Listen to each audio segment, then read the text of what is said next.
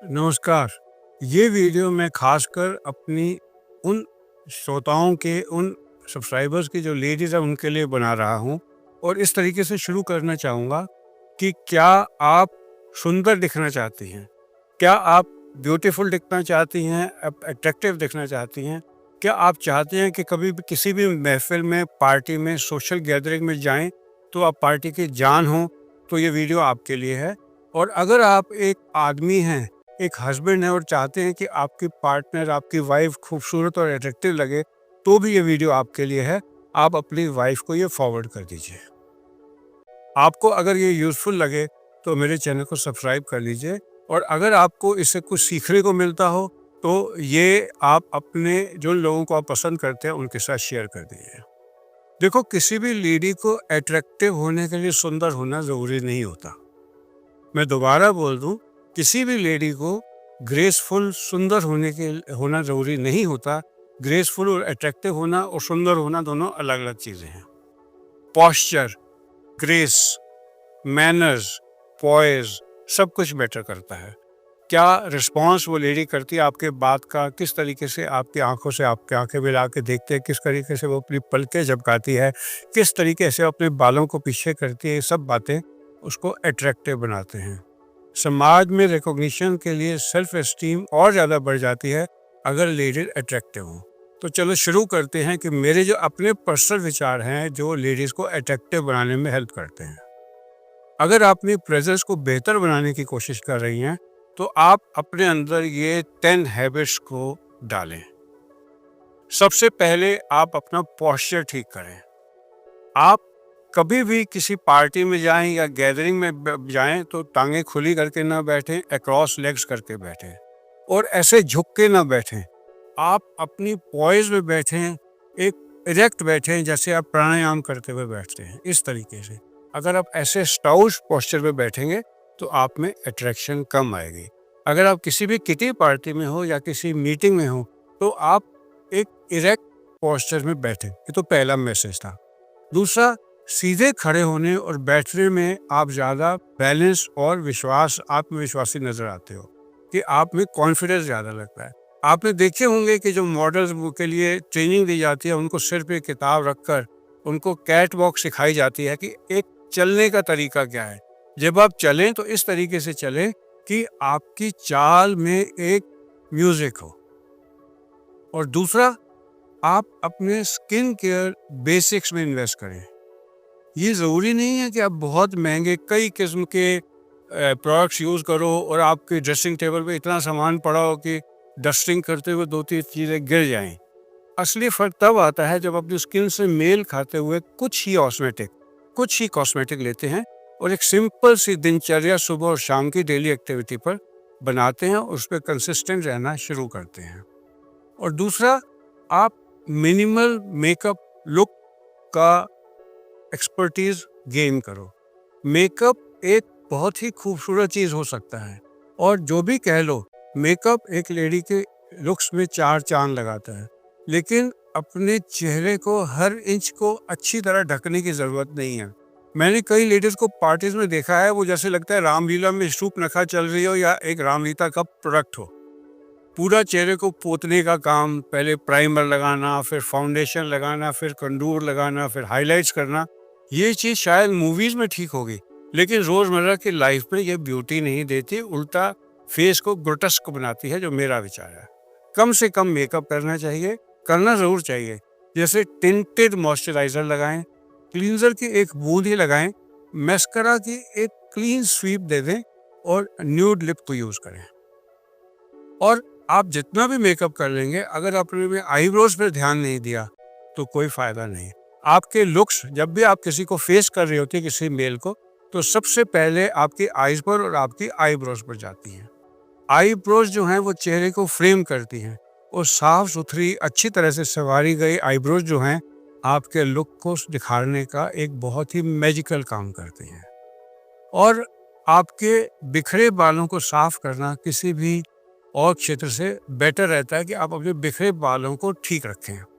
ये लोगों को ख्याल होता है कि वो बालों को किस तरीके से सजाएं, तो इसमें हर पर्सन की पर्सनल चॉइस होती है।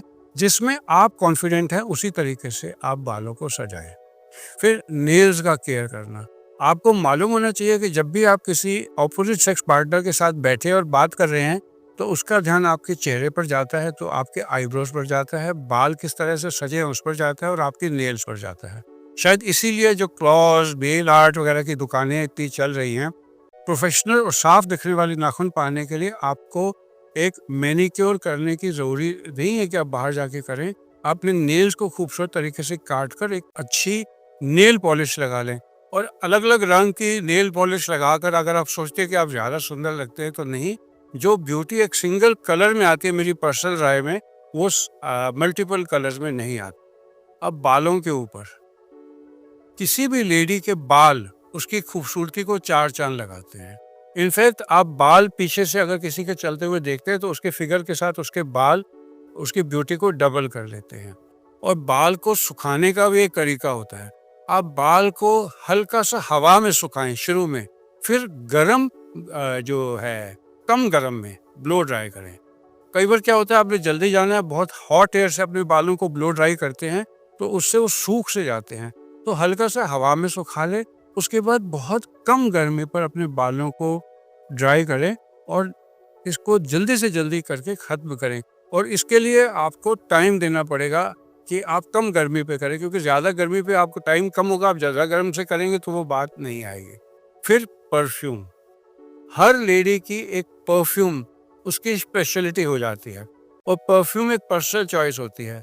क्या आपने कभी गौर किया है कि एक खास खुशबू कैसे एक लग्जरी को और एक आइडेंटिटी को बनाने के लिए यूज़ की जाती है?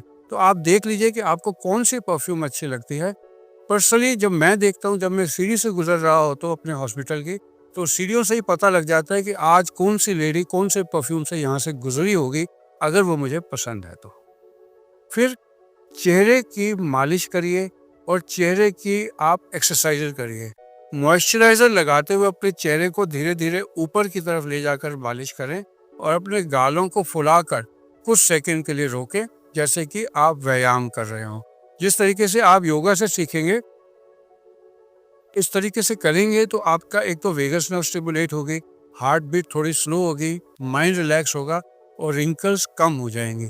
तो ये करना बहुत ज़रूरी है। और जो मैं एक अपने पर्सनल एक्सपीरियंस से बताऊं, जो बादाम रोगन आता है, उसका आप उपयोग अपने फेस पर ऊपर की तरह इस तरीके से रोज़ सुबह और रोज़ शाम को सोने से पहले एक एक बूंद का लगा लें और उसको कम से कम 10 बार इस तरीके से ऊपर करें, नीचे की तरफ ना करें, क्योंकि जो हमारी रिंकल्स पड़ती हैं वो टाइम के साथ ग्रेविटेशनल फोर्स से स्किन के नीचे जाने से पड़ती हैं। तो अगर आप बादाम रोगन की मालिश ऊपर को करेंगे तो आपको ये ज़्यादा फायदा करेगा। फिर 9th होता है, आप अपने बॉडी शेप के हिसाब से कपड़े पहने। अगर आप ज़्यादा हैवियर साइड पर हैं और आप पतला दिखने के लिए पतले कपड़े पहनते हैं तो आप बहुत भद्दे लगते हैं। दूर से आपकी फिगर बहुत ठीक तरीके से पता लग जाती है। तो एक अच्छी तरह से फिट होने वाला पहनावा आपके रूप को किसी भी ब्रांड के लेवल से ज़्यादा निखार सकता है। फिर रात को एक आप अपनी हैबिट बनाएं, किस तरीके से आप रात को दिन भर की दिनचर्या का हिस्सा बना सकते हैं कि रात में आप कैसे दिखते हैं। आप एक खूबसूरत अच्छी स्किन चाहते हैं तो पूरे स्किन पर मेकअप लगाकर रात को जाना बिल्कुल ठीक नहीं है। अपनी रात की डेली हैबिट में आपको अगले दिन की तैयारी भी करनी पड़ेगी। आप अपने चेहरे को अगर मॉइस्चराइज करते हैं रात को सोने से पहले और आपके चेहरे पर कोई मुहासे वगैरह नहीं है तो आपको फ़ायदा रहेगा। एक मैं छोटी सी टिप देना चाहूँगा कि पानी खूब पीजिए, अपने आप को अच्छी तरह हाइड्रेट रखिए और फ्राइड चीज़ों का उपयोग कम से कम करिए। और जो ये मार्केट में अवेलेबल मॉइस्चराइज़र वगैरह हैं, ये तो यूज़ करिए ही, बट बेस्ट होता है आप प्राणायाम करिए। आप भस्त्रिका प्राणायाम करिए, आप उज्जयी प्राणायाम करिए, आप भांभरी प्राणायाम करिए। इससे जो ब्लड वेसल्स में नाइट्रिक ऑक्साइड कुदरती बनता है और चेहरे पर ऑटोमेटिक ग्लो आता है। तो इस तरीके से अगर आपका स्किन बेहतर होगा, आपके कपड़ों का पहनावा अच्छा होगा, आपकी अदाएँ अच्छी होंगी, आपके बाल अच्छे होंगे, आपका पोस्चर अच्छा होगा, आपकी आईब्रोज ठीक तरीके से होंगी और आपके नाखून अच्छे तरीके से मैनिक्योर्ड होंगे, तो आप में अट्रैक्टिव लगना स्वाभाविक आ जाएगा। अगर आपको मेरा वीडियो ठीक लगा हो तो आप मेरे चैनल को सब्सक्राइब कर लीजिए और लाइक माइंडेड पीपल में शेयर कर लीजिए। आप सबका मेरे साथ जुड़ने के लिए धन्यवाद।